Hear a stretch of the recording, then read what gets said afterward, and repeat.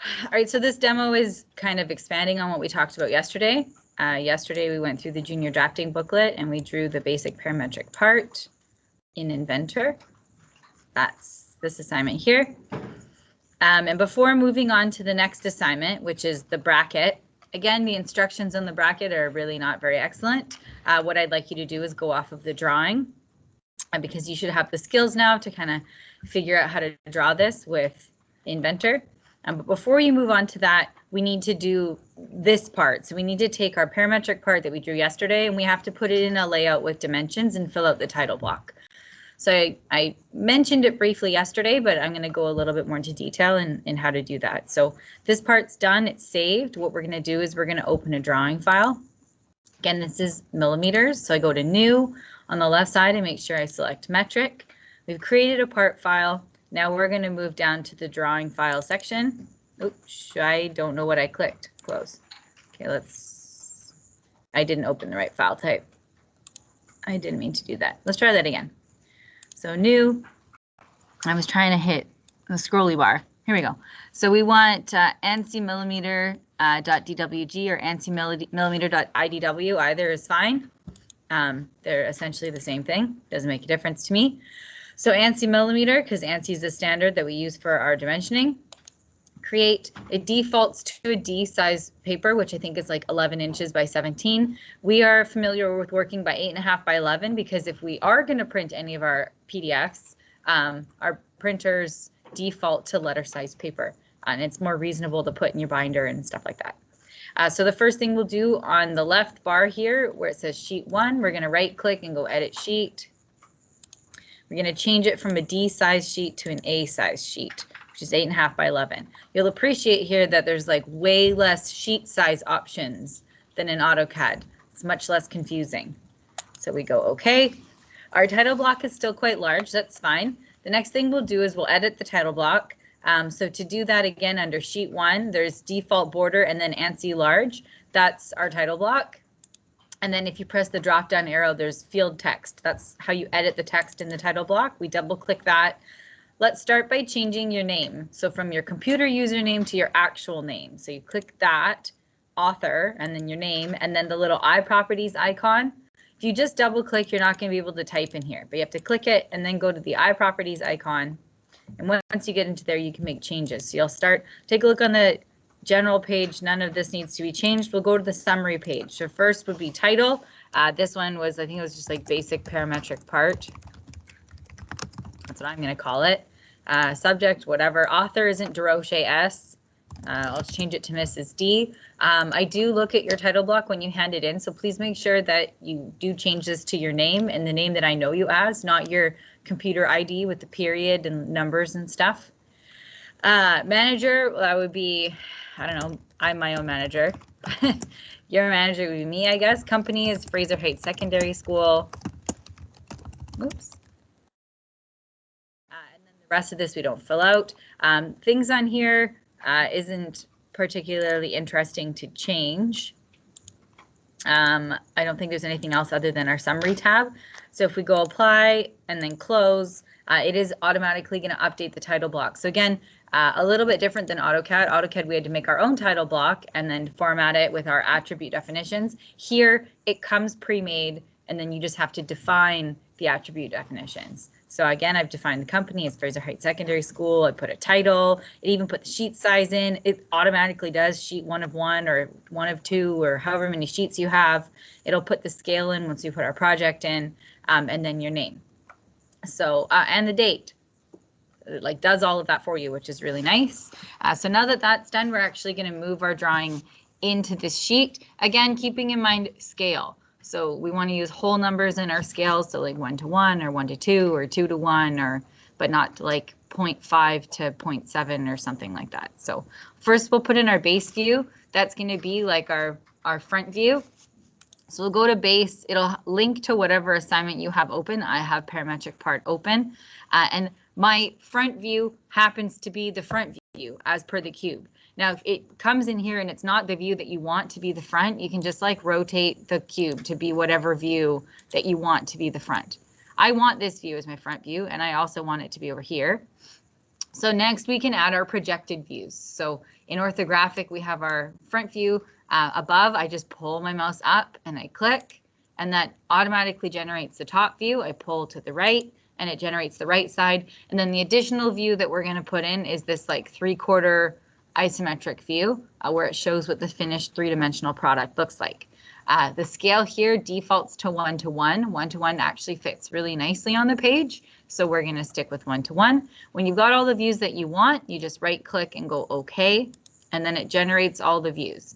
Now, it may not put the hidden lines in, so you just got to make sure that it's selected to the hidden line view, and then we're going to change this, whoops, escape. We're going to change this top right one to be shaded. So there's hidden line, and then there's hidden line removed, and then there's shaded. So we just want shaded, okay? And it'll shade that, because this is just for presentation purposes, this top corner one. It's not part, like it's not even attached to any of our other views. It's just for presentation purposes. Okay, so the next thing we're going to do, like good dimensioning people, is we're going to put in all our center marks and center lines first, and then we'll do overall dimensions, and then we'll go from there. So to get to that, there's like, just like in AutoCAD, there's an annotate tab. In fact, I'm going to minimize the junior drafting booklet, so we don't need to look at it right now, and then maximize this so we can see what I'm doing.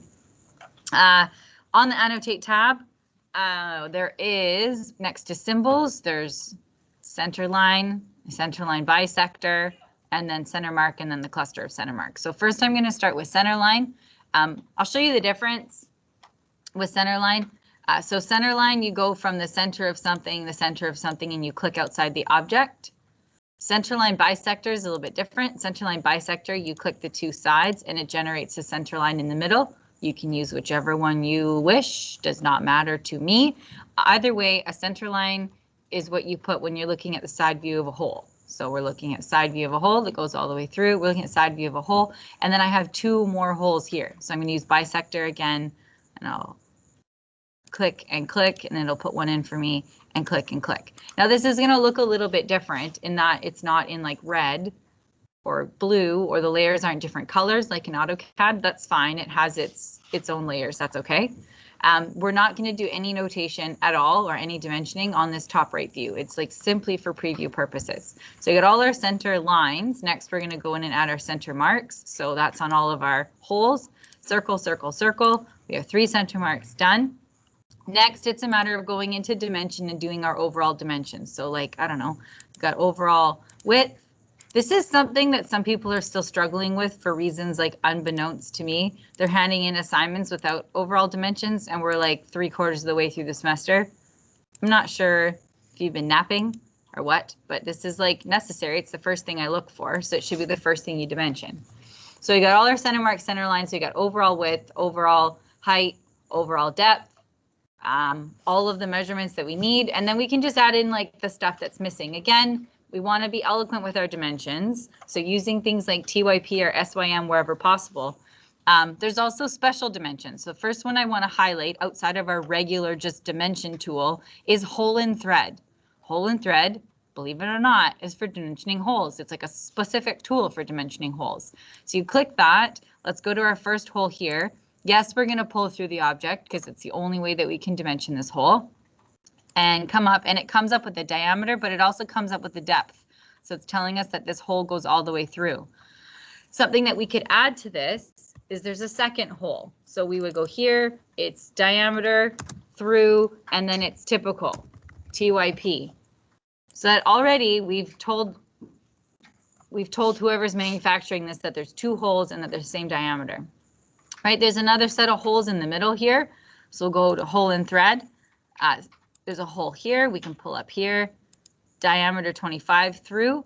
Now this outside one is not a hole, it's just a circle. So you could dimension that with diameter or whatever. We could even dimension it up here, doesn't really matter. I mean, it would be better as diameter, I suspect, but let's go over here. Let's start a whole bunch of things going, hang on. Let's move this up.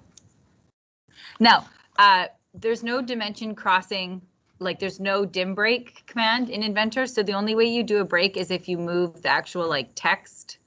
If you move the text, it puts a break. but the lines themselves don't make a break. So I'm going to do that again just to show you. If you move the text, it automatically generates a break.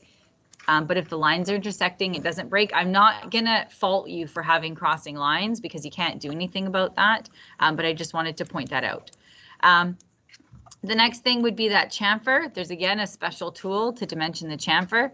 So we go into chamfer, you click like the angled edge and then the front edge, and then it comes up with this like 5 by 30 chamfer, and that goes all the way along the front. There's only one of these holes. There's 2 of these. This diameter's on here. The next thing would be like fillet. Again, it's under a general dimension tool. You click the radius that you want. Oops, that's not the tool that I wanted. I wanted dimension, radius. So same thing. It's radius 10, but it's typical because there's 4 corners that have the same radius. Like, I hope you're picking up what I'm putting down here. Because there's some people, again, we're like 3/4 of the way through the semester, they're not doing overall dimensions and they're not using SYM and TIP. In fact, they're on their phone right now and not listening. So not pointing fingers or anything, but talking about you. Yeah. Hello. Welcome to drafting. It is important that you use TIP. You got to put overall dimensions. That's why I'm showing you how to do it right now. The last thing would be marking out centers. Again, I'm not going to go do every single dimension, but just I want to remind you that you have to show me where the center of the holes are located in X and Y. I don't really care what this shoulder measurement is. What's more important to me is that I know like where's the center of this, or like where is the center of this in X from like the edge to here. Like, yeah, it's still important to know that there's like a difference in height between, you know, this edge and this edge or whatever. But I do want to know where the center of the holes are located in X and Y. So please make sure that you add those so I know that they're there. From distance from hole to hole is fine, like from center to center. Some people do weird things, like they'll like click the edge of the hole and they'll go to like the outside of that hole and they'll give me like weird dimensions like this. Those are not helpful. I don't really need to know that measurement because it's not going to help me do anything. Or like weird angled dimensions coming off of your assignment, not helpful. Okay, but dimensions from hole to hole, like that's for layout purposes, that's important. Or if you're dimension from one side to the center and then center to center, you know, and you told me that this dimension was symmetrical, I would have enough information to make this object. So as long as you're giving me the adequate information, then we're good. So when you determine that your dimensioning is all done, and you've used TYP and you've used SYM and you use the whole dimension, use the chamfer dimension, used all of those things, your scale has automatically generated in the title block, which is a really nice feature of this version of Inventor. You used to have to type it in manually. So you shouldn't screw that up because the computer does it for you. When you're all done that, you save it. So give it a save, and then I'll save it to examples and demos. Yes. The other thing you're going to do is you're going to export as a PDF because that's how you hand it in. So export PDF, save it as a PDF, and then that's going to be what you hand in on Teams for this assignment. Once you're done this, in the junior drafting booklet, you can move on to the next assignment. The next assignment is bracket. Again, I do not recommend following the instructions because they are based off of a really old version of the software. It is in millimeters though, and it does say right here standard millimeter IPT. So making sure that you start off with that. And then it's your turn to look at this shape and determine how you make it. Also keep in mind, these dimensions are given to you so you can draw the object. They're not the dimensions that you copy when you lay out the object. So I need to make that super clear. You can see that there's not even like overall dimensions anywhere on here. So it's important that you do that. Also keep in mind that there is a tiny little hole on the top here, and it's not indicated here, but it is explained here. It's called like a lubrication hole. So you have to read through the instructions to find the dimensions of that. Don't just not draw the hole. So read through the instructions to get that dimension. Otherwise, you should be able to draw this fairly simply. You can determine if you're going to draw it from the top or if you're going to draw it from the front. You can draw lines, you can draw circles, you can do fillets, you can make holes. You should be like perfectly capable of drawing this assignment. The only thing that's kind of tricky is putting the hole in the top here. And there's a special command you do for that where you have to make like a drawing plane right on top. I'll do an additional demonstration for that next week, probably by the time you're at that point. or I'll help you figure that out if you can't figure it out on your own. But everything I've shown you so far gives you enough information to be able to draw this on your own. So what should you be doing right now? If your disaster relief shelter is not done, you should be finishing that. And then you should be working on to your moving on to your parametric part assignment. Again, this isn't the time to go do drawing 11 and 13 and drafting practice 1 and 2 and projects that are like weeks overdue. That's stuff that at this point you have to be finishing in your own time. But you should be working on your disaster relief shelter as well as trying to navigate this new software Inventor. All right, any questions before I end the recording? Awesome. Get to work.